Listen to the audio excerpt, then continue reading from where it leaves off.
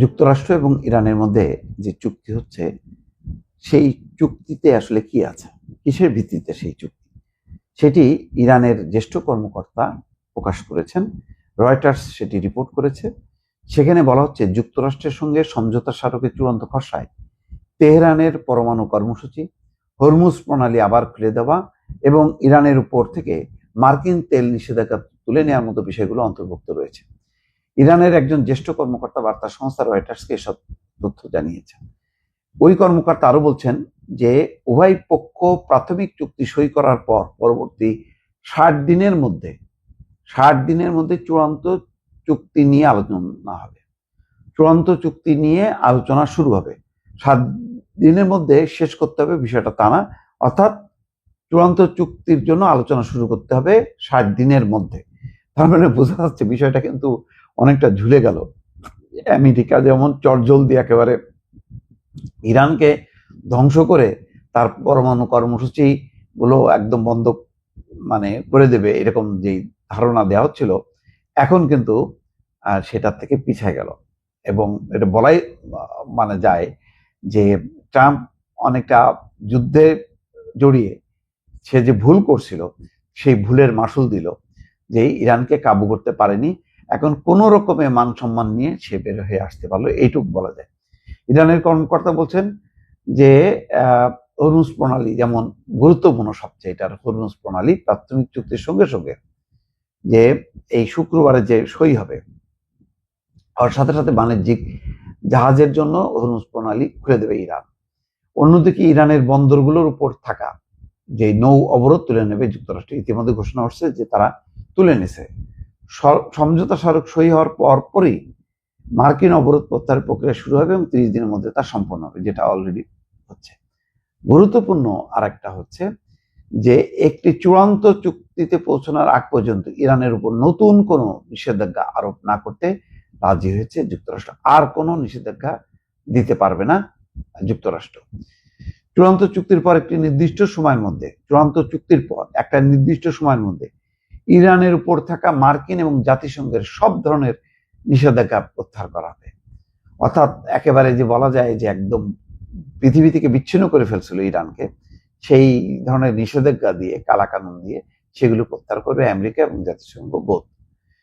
একটি নির্দিষ্ট মেয়াদের জন্য ইরানের তেল খাতের উপর নিষেধাজ্ঞা তুলে নেবে যুক্তরাষ্ট্র ইরানের তেল খাতের উপরও যে নিষেধাজ্ঞা দিয়ে রাখছিল সেটা তুলে নেবে।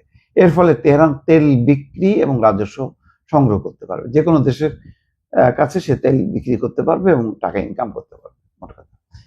বিদেশি ব্যাংকে ইরানের জব্দ থাকা 25 বিলিয়ন মার্কিন ডলার, 2500 কোটি টাকা ডলার মুক্ত করতে রাজি হয়েছে যুক্তরাষ্ট্র।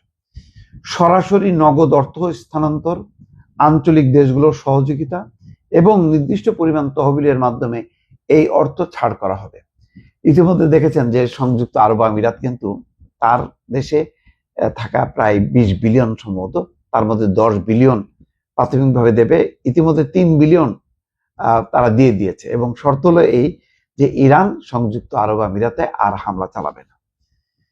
ওয়াশিংটন তার আঞ্চলিক মিত্রদের সঙ্গে সমন্বয় করে ইরানের একটি পুনর্গঠন এবং উন্নয়ন পরিকল্পনা তৈরি করবে। এটা ভালো যে ইরানের তো ভয়ঙ্কর ক্ষয়ক্ষতি হয়েছে, বলা হচ্ছে যে প্রায় 13,000 তার অবকাঠামো ক্ষতিগ্রস্ত হয়েছে। তো সেগুলি রিবিল্ড করতে হবে। এখন এই টাকাটা কে দেবে, কিভাবে দেবে, এটা এখনো পরিষ্কার না। যা আগামী 60 দিনের মধ্যে তেহরানের সঙ্গে আলোচনা এবং সমঝোতার মাধ্যমে চূড়ান্ত হবে। আচ্ছা, এবার গুরুত্বপূর্ণ হচ্ছে পারমাণবিক কর্মসূচি। এটার কি হবে? তেহরান রাজি হয়েছে তারা কোনো পারমাণবিক অস্ত্র তৈরি বা অর্জন করবে না। তারা আগেই বলেছিল যে তারা পারমাণবিক অস্ত্র তৈরি করবে না, কিন্তু এটাই যুক্তরাষ্ট্র এবং ইসরায়েল বিশ্বাস করেনি। চূড়ান্ত চুক্তি হওয়ার আগ পর্যন্ত ইরান তার পরমাণু কর্মসূচির বর্তমান অবস্থা বজায় রাখবে, নতুন করে ইউরেনিয়াম সমৃদ্ধকরণ বা পরমাণু স্থাপনার সম্প্রসারণ থেকে বিরত থাকবে।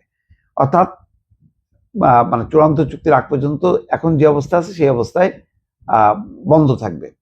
ভবিষ্যতে একটি ব্যাপক ভিত্তিক চুক্তির আওতায় ইরান নিজেদের উচ্চ মাত্রায় সমৃদ্ধ ইউরেনিয়ামের মান কমিয়ে ফেলতে রাজি হয়েছে। এটা ইরানের ভূখণ্ডে করা হবে, এই বিষয়ে যুক্তরাষ্ট্র সম্মত হয়েছে।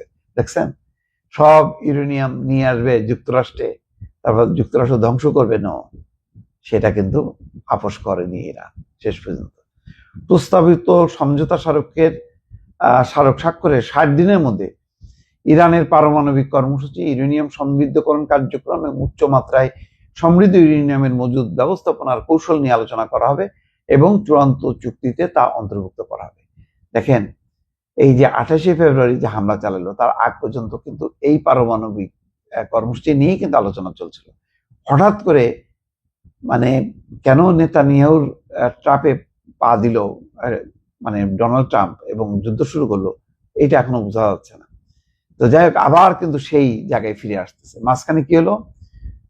বিশ্বের ক্ষতি হলো, অর্থনৈতিক ক্ষতি হলো, মুদ্রাস্ফীতি বেড়ে গেল, তেলের দাম বেড়ে গেল, মানে বহু প্রাণ চলে গেল। কিন্তু কিন্তু ওই আগের ইরান কিন্তু তার আগের জায়গায় নিয়ে আসে, আলোচনা করো, আসো আলোচনা করি, তারপরে ব্যবস্থা হবে, সেই জায়গায় চলে যাচ্ছে শেষ পর্যন্ত।